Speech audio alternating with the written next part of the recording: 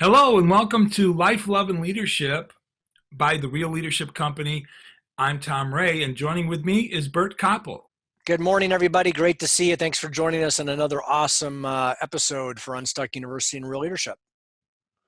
Awesome. And we're so excited to be here with you today in the midst of a pandemic, but we're coming out on top. And so we always like to start off each podcast with an attitude of gratitude. So, Bert, why don't you kick us off this morning? Yeah, I had a chance to go walking with my wife yesterday in a park nearby, and I just love being outside. I'm just so thankful for the changing of seasons, and springtime it's been here for a little bit, but it actually felt like it yesterday. So very excited for spring. How about you, Tom?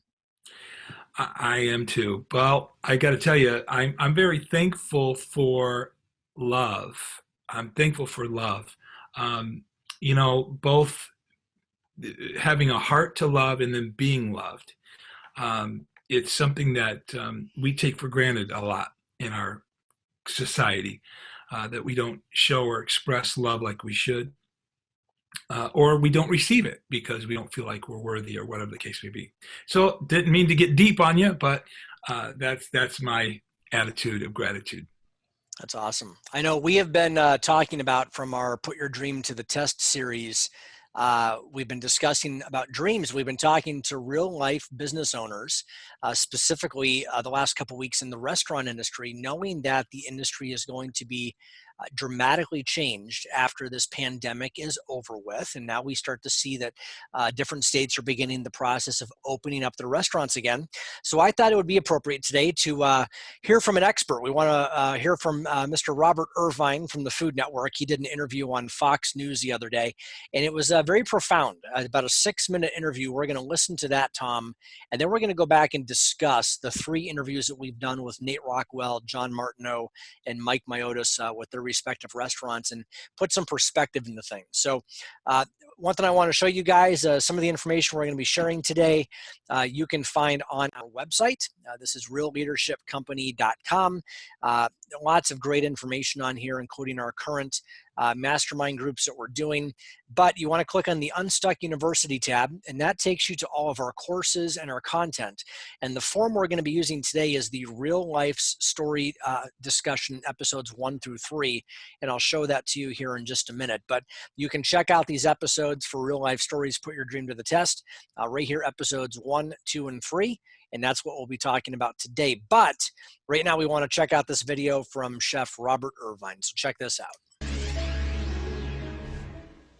All right, he's known for helping restaurants recover in good times and bad. And now Chef Robert Irvine says lessons from his show Restaurant Impossible can be applied during this shutdown as we remake that restaurant concept. Robert Irvine joins us right now with his advice for struggling businesses and soon, we hope, to reopen restaurants.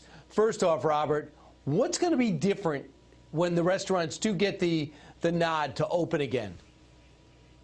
Well, I think first of all, if you've got a big restaurant, you're going to fill a third of that.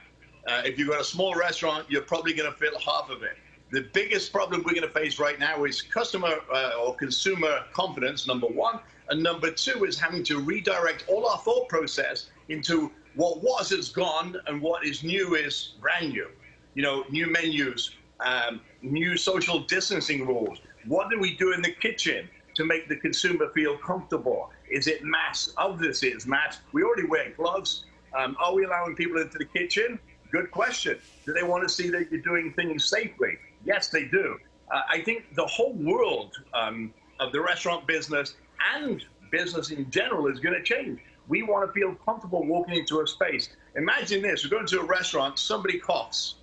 Oh, my goodness. It would be a nightmare. But the business owners have to start looking at forecasting. What is the new normal in business, as in seats coming in, people coming in? The revenue generation has changed completely. The model's changed. We've got to look at reducing costs. We've got to look at using social media more. We've got to entice the people, talk to suppliers. What about the food chain? How is that? Is it safe? Is it secure? There's lots of things that we need to think about moving forward. And some might not be able to reopen with less seating. If you only have 50 tables and now you got to knock it down to 15 or 20, you might have a hard decision to make. Yeah, it's this. I truly believe that we will have a third of our restaurants that we know and love in this country. They will be gone after this pandemic. And my job, Wow. along with what you guys are doing, is to try and stop that, trying to help them get back to business. Right. So you want to talk about, number one, have multiple seatings. Number two, you might have to put plexiglass in between some of the booths. You got to make the kitchen like an operating room, that clean. The other thing you talk about is recasting your menu. In what respect? Yeah. Well, listen, what we used to be able to get a hold of, we maybe not be able to get a hold of now. But also, we got to think about what is bringing customers into the door. What makes us different from the Italian restaurant 3 minutes down the road, the Chinese restaurant, whatever type of restaurant you have. I have a pub and bar in Vegas. What makes me different? I've got to really rotate that menu. It should not be as fixed. It should be smaller. It should be exciting. And what people are actually asking for. And chefs, sorry, I'm one, we have egos. We want to put the food on that represents us the best. Well, now I think that's going to change. We have to bring in business to be able to pay our rent, right, to be able to pay our staff, to be able to get back on board. So, Robert, right now the government put over $350 billion to the side for small businesses, a lot of restaurants. I'm hearing a lot of blowback, gyms especially, saying, if you're going to give me this money, it's got to be a grant. And number two is you can't have me spending 75% on labor. That's not my cost. My cost goes to my lease and my lighting, and now I got to buy more food because it all went bad during this month-long shutdown. What are you hearing from restaurateurs who's still leaning on you for advice? Well, and literally, Brad, I get hundreds of calls, hundreds of emails a day. One of the biggest issues we have, obviously the rent, for sure, the lighting, all those fixed costs that we have. But remember, when we went suddenly dark, we give all our food away to whoever, like food banks and local schools, et cetera, et cetera. Now we've got to get that food back, which is money. It's going to cost me more money. Can they deliver? Yes. Is the supply chain stable, obviously? And where am I getting that money from? What about the insurance? All these things that when we walk into a restaurant and have dinner, we never think about that. But there is a lot of hidden costs, not only food and labor, insurance, lighting, all those kind of things that happen. And we've got to figure out, does that insurance change? What about if you get sick in my restaurant? I mean, come on, now we're all fearful of the coronavirus. What happens if you just get food poisoning? And it sounds really weird when I say that, but that's a good point. Yeah, it's a big deal. But if you get a therapy or you get a vaccine, that could change things for you too. That would be big. On top of that, I was amazed to see on some of these insurance claims, on the back of the insurance forms, it excludes pandemics. I mean, we haven't had a pandemic since 1918, but yet the insurers were smart enough for them to put in exclusions for pandemics. So they're not writing any checks right now through all this. So the challenge is going to be great, but I think you could be smart about it and you could survive. Final thought? Which is sad because we paid into the insurance companies for years and years, and when we need them the most, they should be smarting up and giving up and taking care of our folks. At the end of the day, if small business comes back, which runs America, everything will start to open up. Look at the big stores, the big chains. They're having as much problems, not only restaurants, but supermarkets and everything else. They're having as much problem as what we are, except we have 11 million in the food and beverage and the hospitality industry. They're out of work right now. We got to start putting them back to work safely. I'm not a doctor. Right. I don't decide when we go back. But when we put them back, we've got to make sure that everybody is feeling confident. Right. Remember, before the pandemic, we were out 5 or 6 times a week getting food somewhere, even if it's fast food or a sit down. Now we're dining in more, obviously, because we're all at home. But when consumer confidence comes back, how many times are we going to go out? It's not going to be 5 or 6, maybe 2. Right. So we've got to make them two visits count. Robert Irvine, thanks so much. Restaurant Rescue Restaurant Impossible is now going to be must-watch TV. Not only be entertained, we're going to learn how to navigate in this new era. Thanks, Robert. Appreciate it. Well, that's big stuff, Tom. Lots of scary stuff that he talked about in that interview, but we kind of knew that this was all kind of coming. We've been talking about this now with our Put Your Dream to the Test series for the last couple of weeks, and even in the interviews that we've done. What I want to do is I just want to share a resource that we have put up there for folks. The resource 1 second. Let me get this up here. This resource we put up on our website, this is the Real Life Stories Discussion 01 on the restaurant industry. And can you see that okay, Tom? I can, yes. Awesome. Okay, great. So basically on this, I just want to walk through some of these questions and you and I can kind of work through them because it does talk about the interview we just heard plus the 3 other interviews that we've done. So why don't we start with the first one? In the news segment from Fox News with Robert Irvine, he said that things would have to change and only those restaurants who adapt will survive. In fact, he actually said that a third of the restaurants he expected that we so loved would no longer be in existence after the pandemic is done. So how hard is it to change and adapt? What do you think, Tom, from what we've been discussing so far? Well, we're so used to doing things the way we do them. This is the way we've always done it. So we don't want to change our method or the way we do business. Right. Something that's very maybe unique to a particular restaurant or a particular business. And this is the way we've done it. And this is what has given us our identity, perhaps. And now that really has to change. There's some places that where, you eat with your hands instead of a utensil. Some of those places are probably going to suffer quite a bit. But, even, as the gentleman was talking there about the fact that the insurance is not going to be there for all these restaurants because the insurance company listed pandemic as one of the exclusions. So that is that's going to make it very difficult to rebound from that without that change of mindset, as he was saying. Absolutely. Yeah.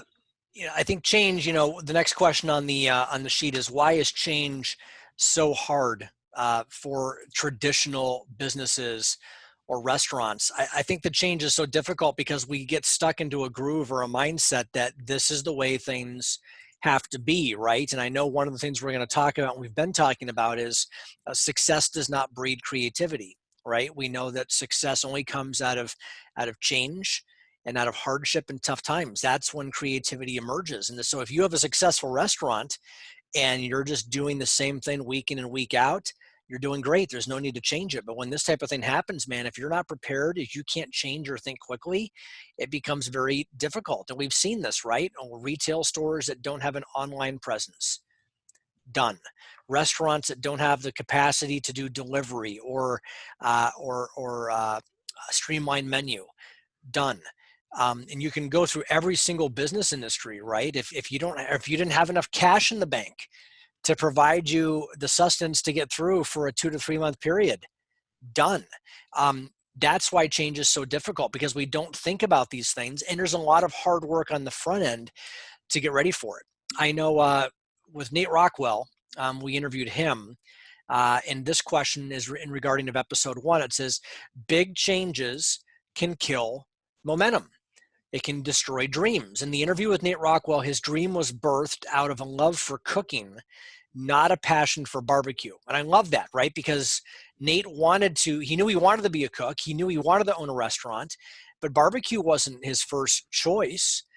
So how did he adapt his dream to fit the needs and resources available in his community? And Tom, do you remember any of that story at all where he was talking about how, he's in Ashtabula County and he wanted to open a restaurant, and there was a restaurant on the main strip that was suffering and it was going to be going out of business, and it was a barbecue restaurant. So that kind of opened up that story. Do you want to recap any of that story at all? Do you remember any of that? I just remember that his persistence to want to keep moving forward and avoiding obstacles, obviously, but working around the obstacles, right. As opposed to just, you tell a story of a car in a family traveling to a long destination and they stop halfway because of car trouble and they decide that that's where they're going to live. And in this case, Nate had come up against those kind of scenarios and decided, we're going to keep pushing through, right, and figure out another way to get there. There's a quote by John Maxwell that says, if you don't make a plan. See, if you don't have a plan to where you're going to go, any road will take you there. That's right. That's good. That's a really valid point. Yeah, I just love this.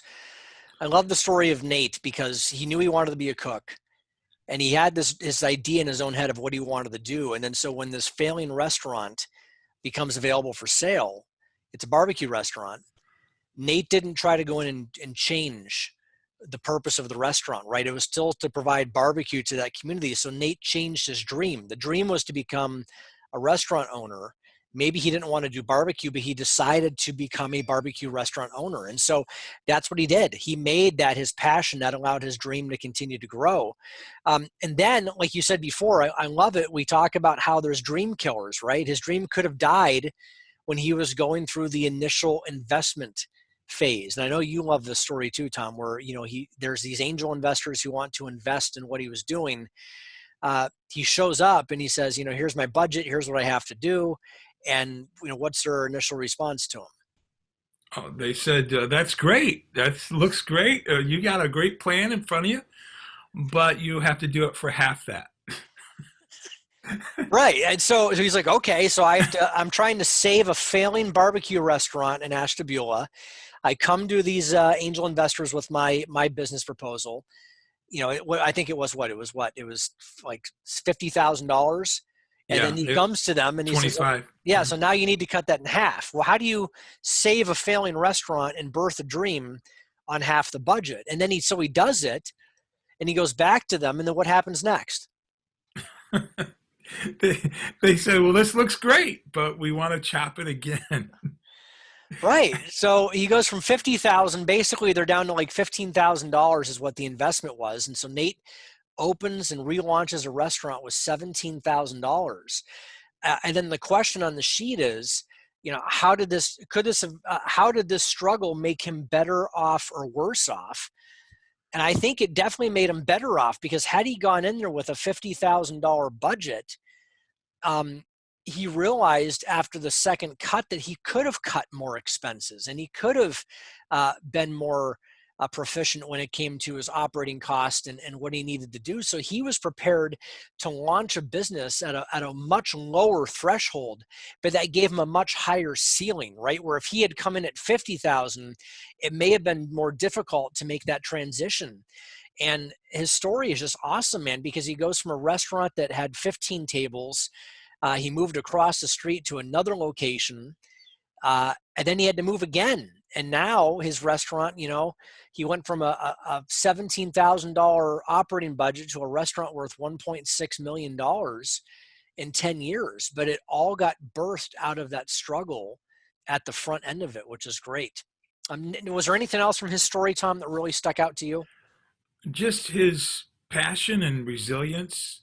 Bert, you mentioned in one of our masterminds that, you're given one day to sulk, right? Yep. One day to cry your boo-hoos. Yep.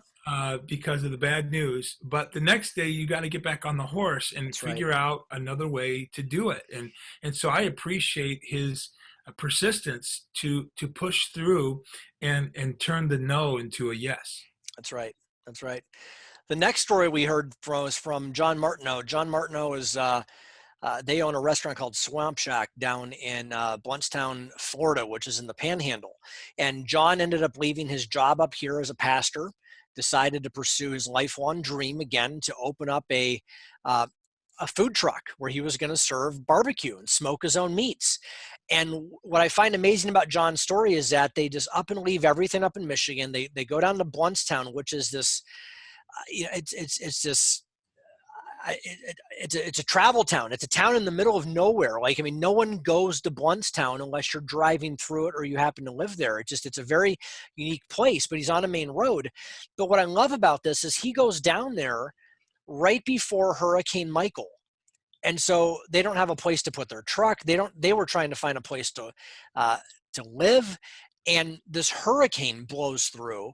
And so not only does he uproots his entire family, moves down to Florida, but he gets down there, and before he can even begin to pursue his dream, there's a hurricane.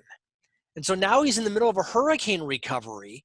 And the question that came out of this, Tom, is why do so many successful businesses emerge from destruction and tragedy while so many close or cease to exist after them? So let's talk about that for a minute. What is it about tragedy and disaster and pandemics that, yes, businesses close, but so many successful businesses will open and emerge from these exact same things? How is it possible that the same disaster that shuts down a third of America's restaurants is also going to give birth to some of the coolest restaurants that we've ever known? Why is that? Why does that happen?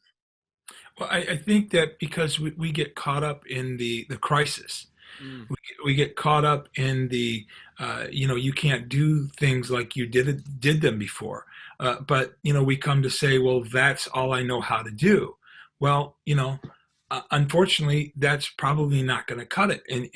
And we have to figure out a way to, adjust our thinking and possibly learn something new, innovate.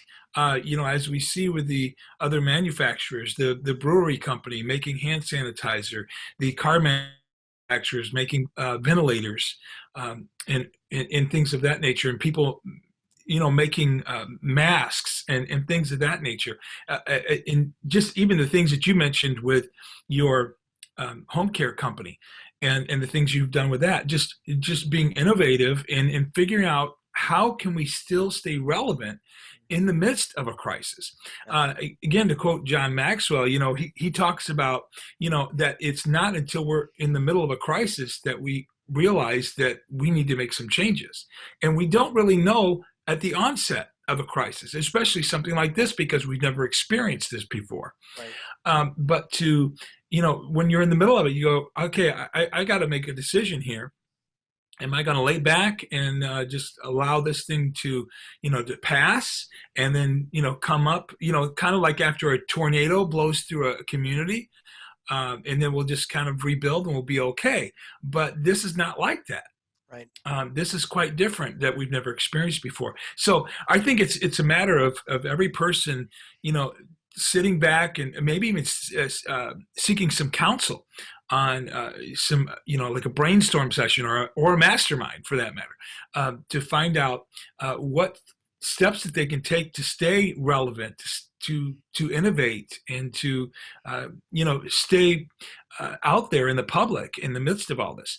We did our mastermind, as I said, and one person on the mastermind commented, I'm looking for the companies that were doing something for people, that were making a difference in people's lives during the midst of this crisis. So, that's a big thing too. What are we doing to make a difference in the lives of others? As that old quote says, people don't care how much you know until they know how much you care. Right. And so how more powerful would it be for a company to show that they care, and then they resurge after the crisis is over, and more people will be desiring to go to their location. Yeah, you're right. Yeah, one of the next question on the list then talks about, this is the bottom half of this, but during the COVID-19 pandemic, how did John's business differ from Nate's? What should restaurants do now to get ready to reopen and engage the public? We know, Nate's business is a brick and mortar, right? It's a large business with a banquet center. That's it. And so when Nate made the decision, the very difficult decision, that the best thing he could do is shut his doors, because it would cost too much money to keep all the utilities running and all that stuff to keep it going, just to try to convert to a to-go or takeout business. So he said it wasn't going to work. So he just shut everything down to conserve and save money, where John obviously is a food truck. So as a food truck, all your customers are outside. It's contained. You can do the social distancing. So John's business actually grew during the pandemic, where Nate's business totally shut down. And so then that begs the question, what would have happened if Briquettes in Ashtabula had both a brick and mortar and a food truck, where now the brick and mortar operates in Ashtabula and the food truck can move around and serve in different places and expand the territory. But if this were to ever happen again and the brick and mortar has to shut down, or there's a fire, or there's a disaster, the food truck can still operate and still continue to pump out food to keep people employed. And then the question then goes back to John, right? John is a food truck. In a food truck, you can't do mass production of prep for food, right? You can only prep what you can do inside your food truck because of health issues and proper food storage and all that good stuff. Or maybe John, to expand his business, may want to get a small brick and mortar where he may be able to serve something through a to-go window, but also a larger kitchen area or a commissary where he can do the massive food prep and store it properly to then push that food out to the food trucks to let them reach more. So this is definitely an opportunity, a time, again, that creativity emerges during tough times where people need to think differently. Brick and mortars that close down, can they reopen, and what can they do to stay engaged? And those places who are mobile, what can they do to expand their territory, right? To expand the impact they can have in the community. Which then brings us to Mike Myotis. Mike Myotis in Erie, Pennsylvania, his restaurant is Otis 12. And really he birthed his dream out of his passion to really own a neighborhood bar. And the place was kind of a dive, man, when he first took it over. I remember growing up in Erie, Pennsylvania, Otis 12 was a place where friends got together, had some drinks. Food was an afterthought. I love that he shared a story where he was in an apartment across the street, and in that rare occasion when people would actually order food, he would wake up and walk across the street and go make the food in the kitchen because the bartenders didn't know how to make it. But tough times really forced him to adapt and to change.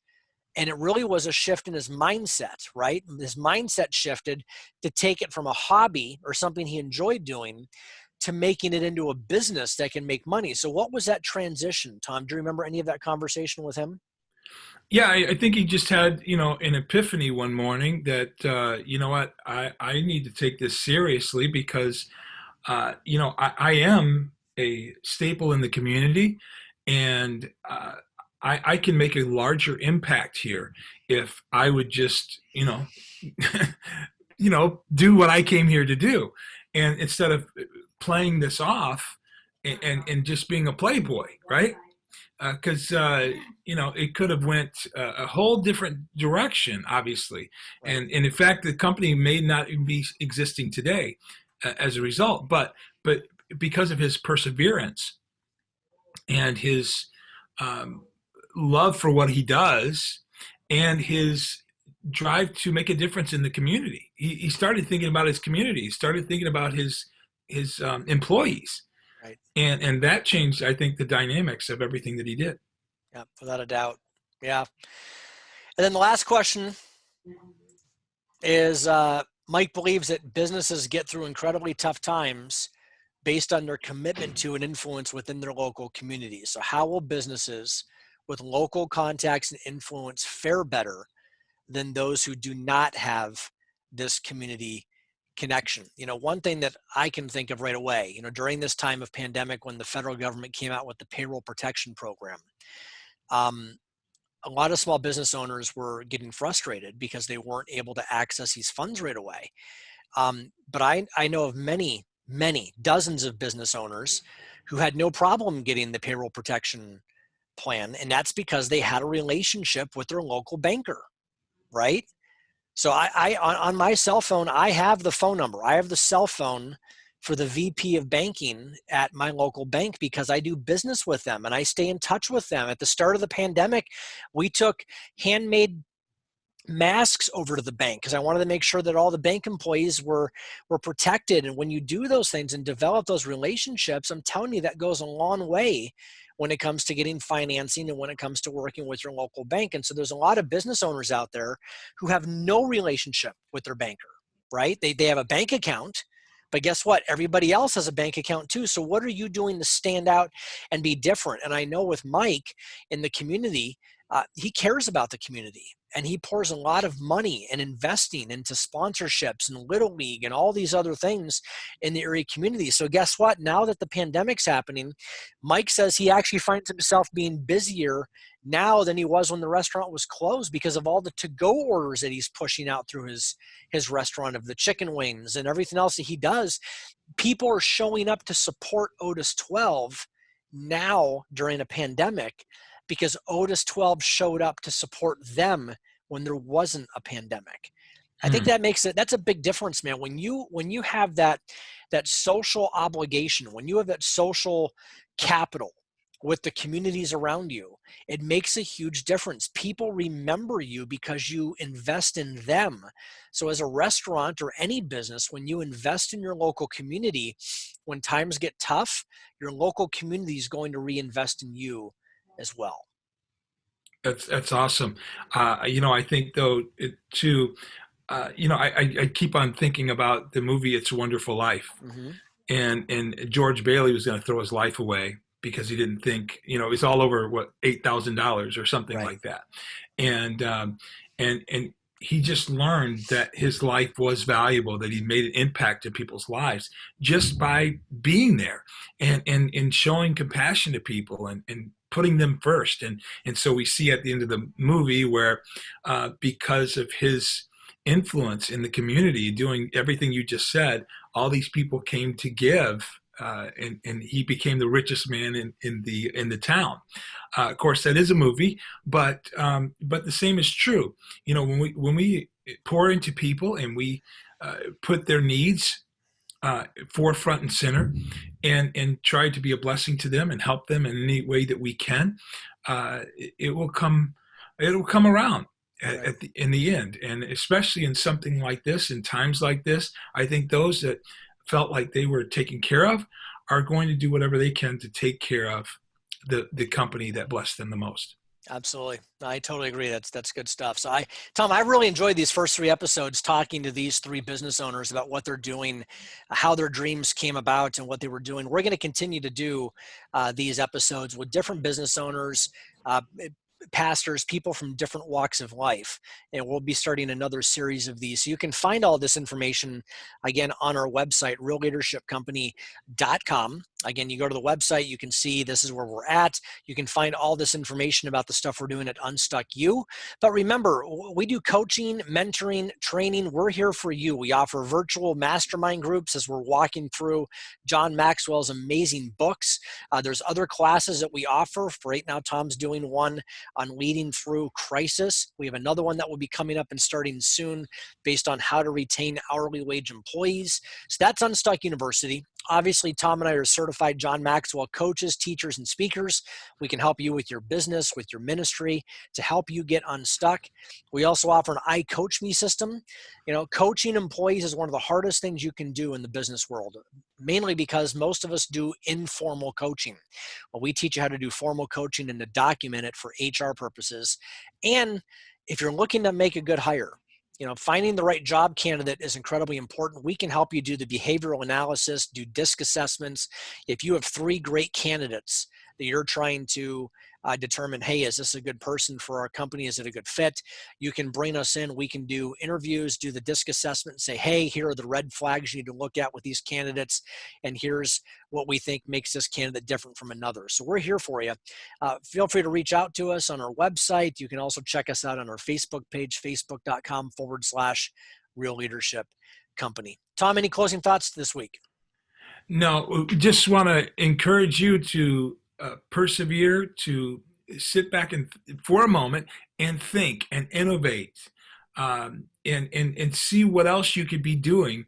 One more quick thing, as these car manufacturers, once again, making ventilators, they were figuring out how to use car parts to make ventilators. Mm-hmm. So in one of the masterminds we talk about is the using the resources. What resources do we have around us that we can make available right now? So that's my encouragement to everyone. Find out what your resources are and join us on our masterminds. Maybe it can help you innovate. That's awesome. Well, thanks so much, guys, for tuning in. We'll be back again next week with more for you. Again, don't forget, all of these resources are available for you on our website at realleadershipcompany.com. We will see you next time.